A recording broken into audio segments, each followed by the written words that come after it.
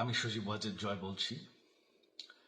আপনারা জানেন এই গত কয়েক সপ্তাহ ধরে আমাদের বাংলাদেশের যে গন্ডগোল সংকট চলছে, এই যে ছাত্রদের কোটা বিরোধী আন্দোলন, কোটার বিরুদ্ধে আমরাও ছিলাম। শুরুর থেকেই আমাদের সরকার কোটা সরিয়ে দিয়েছে, আমাদের সরকার তাদের সম্পূর্ণ দাবি মেনে নিয়েছে। এটা আদালতের একটা রায় ছিল, এটা আমাদের সরকারের করা ছিল না। তাও আমরা অ্যাপিল করে দ্রুত এই কোটা তুলে দেই। তাতেও আন্দোলনকারীরা সন্তুষ্ট না। আমরা তাদেরকে আলোচনায় ডেকেছি, আমরা একটা জুডিশিয়াল কমিশন করেছি যে সংঘর্ষে যে হত্যাকাণ্ড হয়েছে সেটার বিচারের জন্য। অনেক পুলিশ অফিসার যারা অতিরিক্ত ফোর্স ইউজ করেছে তাদেরকে আমরা সাসপেন্ড করেছি। তাতেও এই আন্দোলনকারীরা সন্তুষ্ট নয়। আমরা যতই ছাড় দেন, প্রধানমন্ত্রী নিজেই তাদেরকে ডেকেছেন যে আসেন আমরা আলোচনায় বসি, তাতেও তারা সন্তুষ্ট না। আমরা যতই ছাড় দিতে থাকি, যতই তাদের দাবি মেনে নিতে থাকি, তারা কিছুতেই সন্তুষ্ট না, তারা খালি দাবি বাড়িয়ে যাচ্ছে। এখন দাবি হচ্ছে যে সরকারের পতন। তবে সরকারের পতন হওয়ার পর কি হবে? কি হবে এটা কেউ ভেবেছে? আমরা বাংলাদেশে গণতন্ত্র রক্ষা করে রাখতে চাই। সরকার পতন করে নতুন সরকার আসার সাংবিধানিক অনুযায়ী শুধুমাত্র একটি উপায় আছে, সেটা হচ্ছে নির্বাচন। আমাদের সুপ্রিম কোর্ট রায় দিয়েছে যে কোনো অনির্বাচিত সরকার 1 মিনিটের জন্য ক্ষমতা নিতে পারবে না। তো তাদের এই নির্বাচনের দাবিও যদি আমরা মেনে নেই, তো তারা তো এই পর্যন্ত কোনো দাবি, আমরা যত দাবিতেই রাজি হয়েছি তারা তাদের দাবি বেরিয়ে যাচ্ছে।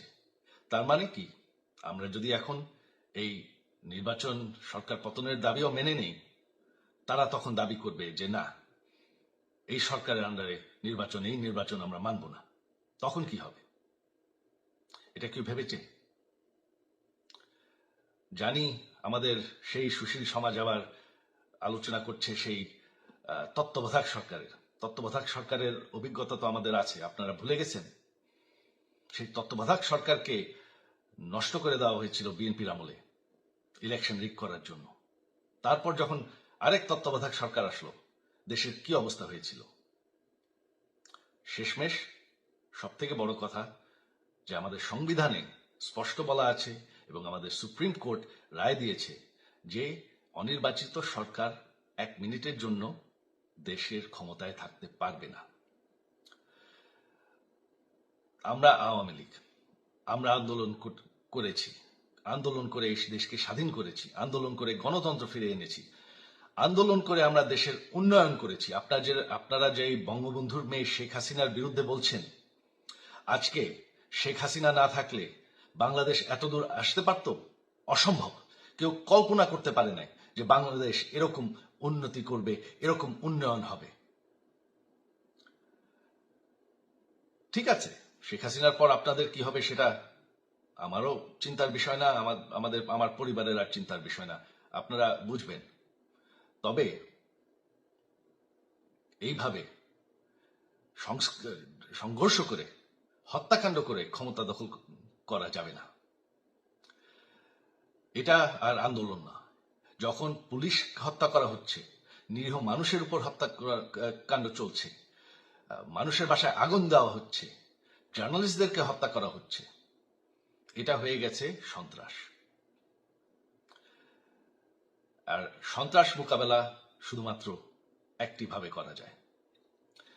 আমার অনুরোধ, আমাদের ল এনফোর্সমেন্ট, আমরা অনেক ধৈর্য ধরেছি, তবে এখন আর এটা সহ্য করা যাবে না।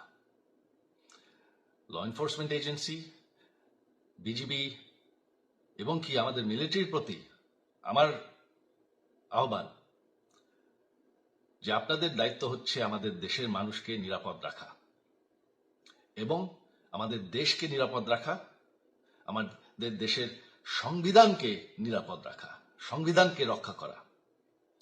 তার মানে 1 মিনিটের জন্য কোনো অনির্বাচিত সরকার আমাদের ক্ষমতায় আসতে দিবেন না। এটা হচ্ছে আপনাদের দায়িত্ব, কারণ সেইটা হলে আমরা আবার পাকিস্তানের মতন হয়ে যাব। আমাদের এই যে 15 বছরের উন্নয়ন সব শেষ হয়ে যাবে। বাংলাদেশ এর থেকে আর কোনোদিন ফিরে আসবে না। আমিও সেটা চাই না, আপনারাও সেটা চান না। আমি সজীব ওয়াজের জয় যতদিন আমার পক্ষে সম্ভব আমি সেটা হতে দেব না। জয় বাংলা, জয় বঙ্গবন্ধু।